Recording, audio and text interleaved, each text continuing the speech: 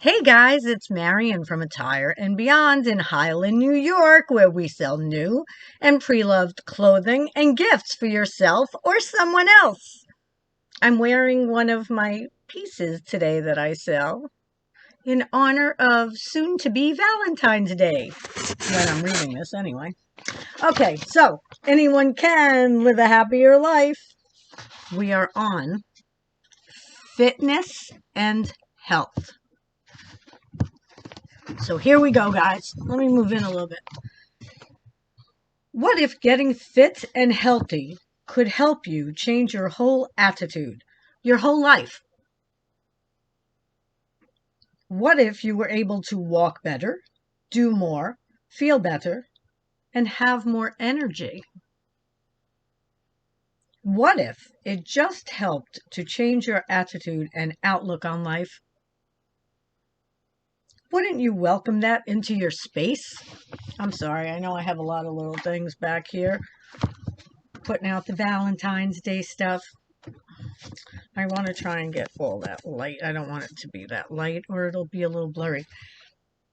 Okay, here we go. This is another subject that is near and dear to my heart. I believe in the total mind-body connection.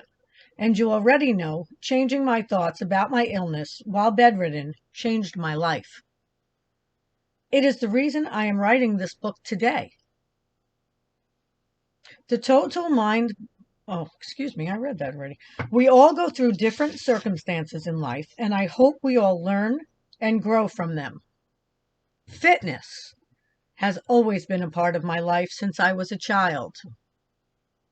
When I was around 6 years old, I went to work with my sister at a figure salon in Pelham, New York. She worked out while the babysitter watched me. I remember always peeking out of the room and being very intrigued. I especially remember that warm-up belt with my sister always got on first, was what my sister always got on first. By the time I was 12, I was babysitting for the salon. When I turned 18-ish, I became an aerobics instructor part-time. I remember the grueling training sessions to become an instructor, but I loved them as painful as they were. I'm so weird. So I started early in life with fitness. As I learned about Weight Watchers in later years, now it's WW, I first became a member, lost a ton of weight, then became a leader. I can't do anything half-assed. I really can't. It's terrible. It's a blessing and I don't know what. If I succeed, then I have to teach and share. You should know that by this part of the book. Hee hee. So, I first became a receptionist, then I was the person who weighed others in, then I became a leader part-time and continued that throughout the years in between and after jobs. I then went on over the years to become a personal trainer and fitness counselor. I learned everything from senior fitness to prenatal fitness. I specialized in women's lower body workouts to men's training workouts. I really loved doing that. I loved this field because I feel great when I am fit and healthy and teaching others. And that's why I love reading these books, reading this book and hopefully others, because I know it might help one of you and it could possibly help me too. My mom was obsessed with the scale her whole life, and she was a toothpick. She was 136 pounds when she gave birth to me. 136 pounds pregnant. I'm striving to get back to that now, and I will. And I did back then. She had her food issues and taught my sister and me ours. We were always to be first at a buffet and get as much as we could. If there were samples, we needed to try them. They were free after all. She would eat them, then she wouldn't. It was a very strange upbringing regarding food, and everything else for that matter. It was a very strange upbringing, period. See? Who am I kidding? She never exercised a day in her life. Again, I learned from my sister, who was an aerobics instructor when I was a child. I've had eating issues my whole life, not bulimia or anorexia, just overeating. I lose weight and I gain weight. Then I lose weight again.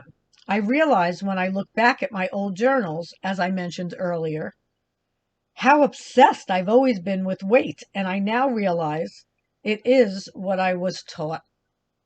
My mother's favorite sayings while eating were, "Oh, I don't eat to live, I live to eat." And food is heaven all the time. She made food our whole life. If I was sick, have some cookies. Oh, she made food our whole life. If I was sick, here were some cookies. If I was happy, let's celebrate with food. If I was sick, have some cookies. I repeated that. If I was sad, eat some ice cream. Besides the fact I am Italian and eating is very special to us Italians.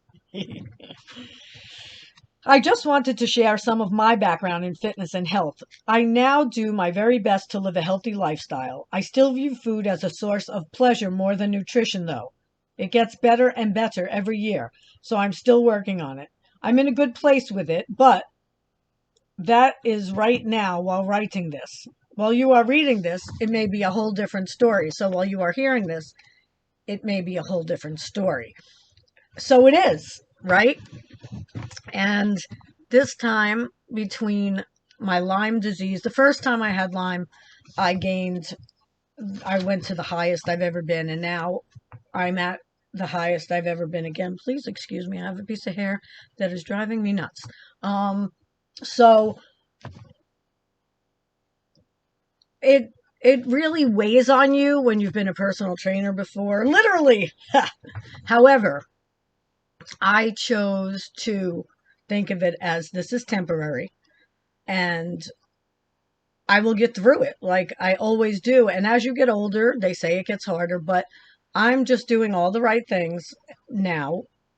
Again, I started about, I don't know, what's today's date, the 29th. I started about 25 days ago, and I have not gotten on the scale again.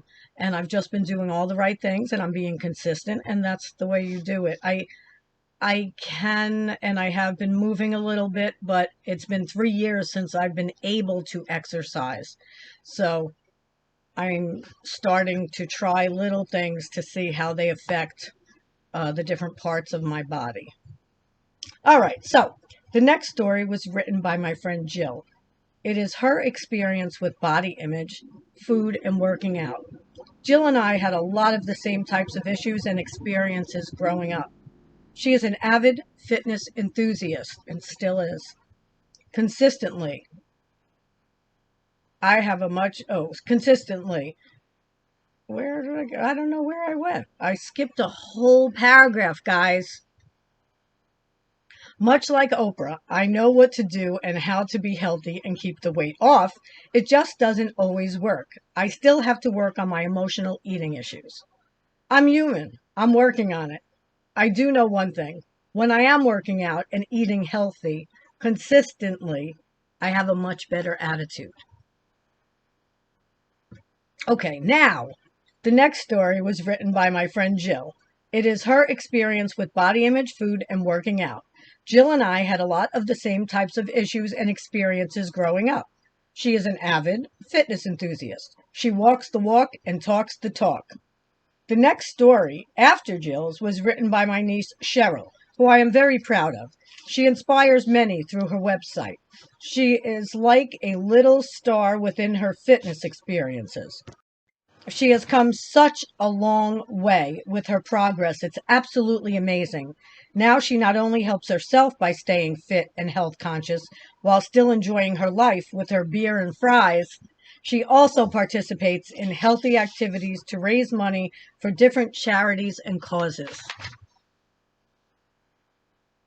So next, I am going to read Finding a Healthy Way of Living. The personal rewards are priceless. I'm reading backwards, sorry. So that's going to be our next read. So I will see you soon. If you enjoyed this section, this little section, give me a thumbs up, hit subscribe if you've been watching, and hit the bell if you want to get notified whenever I'm going to put a video up. So, guys, have a good day. It's Attire and Beyond from Highland, New York.